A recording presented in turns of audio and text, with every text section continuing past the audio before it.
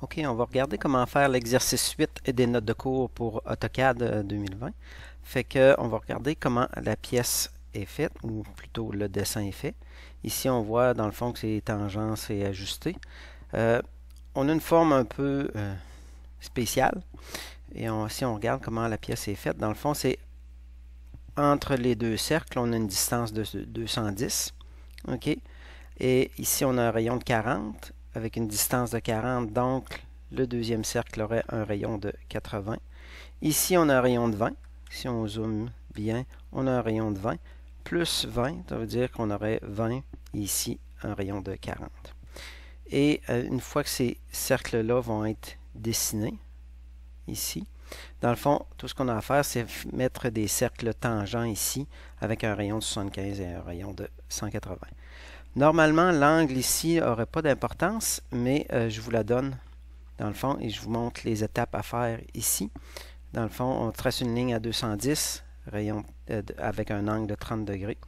Fait qu'ici, dans le fond, on va tracer la ligne, les cercles qu'on connaît, et ensuite, on va faire les cercles tangents. Fait qu'on va essayer de faire ça. On va faire un fichier, un nouveau dessin. On va prendre notre ACAD standard, le modèle ACAD DWT. Et on va commencer. Ici, si vous voulez enlever la grille, moi, j'aime pas ça l'avoir, fait que vous pouvez l'enlever ici. Fait que on va tracer une ligne au point 0,0. Bien sûr, on démarre là. On avait dit qu'on lui donnait, dans le fond, maintenant, il faut lui donner une longueur de 210 avec un angle de 30 degrés. Ici, si je suis polaire, exemple, ici, je pourrais me mettre à 30 degrés. Fait que vous voyez que je devrais snapper à 30 degrés. Vous voyez qu'à 30 degrés, j'ai un mode accrochage et je pourrais taper tout simplement quand je suis accroché à 30 degrés à 210. Et voilà. Et voilà, c'est fait. Je passe escape. Et voilà. Bon, ça paraît, c'est loin, mais c'est là. Fait que vous voyez que j'ai ma ligne qui est là. Une autre façon de faire aussi, on va l'enlever, ça aurait été de tracer la ligne au point de départ 0,0 et lui donner le A commercial pour lui dire que c'est un déplacement de 210 avec le signe de degré. C'est le même petit signe que vous voyez en avant dans le fond en avant du 28, le plus petit que, et lui taper 30 degrés. Ça revient exactement au même que ce que j'ai fait tantôt. Et on a maintenant notre ligne. Maintenant, on va venir faire les cercles. Ici, j'ai le mode d'accrochage extrémité qui est déjà enclenché. Ici, si je ne l'ai pas d'enclencher, exemple, je vais retourner dans un cercle. Ici, mon mode n'est pas accroché. Majuscule, bouton de droite pour faire apparaître le menu. Extrémité. Et voilà, un 20 de rayon. Et ensuite, je refais mon cercle. Ici, je n'ai pas de mode d'accrochage. Je vais me mettre en mode d'accrochage pour accélérer la chose. Mes modes à moi, j'ai extrémité, centre et ainsi de suite. Vous voyez ceux qui sont actifs. Fait que je peux reprendre ici la ligne. 40. Je vais aller de l'autre côté. Refaire un cercle qui était de 40. Et ici, moi, mon AutoCAD est configuré. Dès que je fais bouton de droite, il réactive la dernière commande. Fait que ça accélère un petit peu. Si ce n'est pas fait, tout simplement retourner dans le cercle et refaire la commande. Ici, maintenant, j'ai mes cercles principaux.